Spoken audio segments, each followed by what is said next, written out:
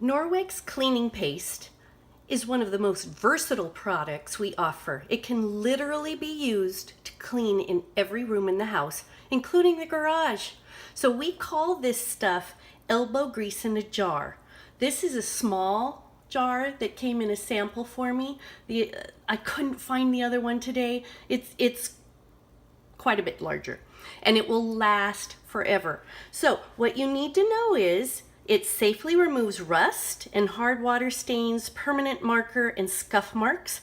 It's safe for ceramic, tiles, walls, and those nasty burn marks that are on pots and pans and appliances. It's not for aluminum or brushed stainless steel. But what I want to show you is I took one of these classroom whiteboards, and I've had Sharpie drawn on here for, I don't know, 2-3 minutes. I have a wet Enviro. I'm going to just rub. This is just a powder, a cake of ingredients, and I'm going to just rub this clean. And if you're a parent and you've had Sharpie on your walls, you know how nasty it is. This will clean it up.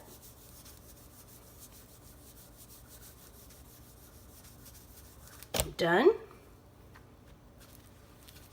One quick wipe and it's taken care of.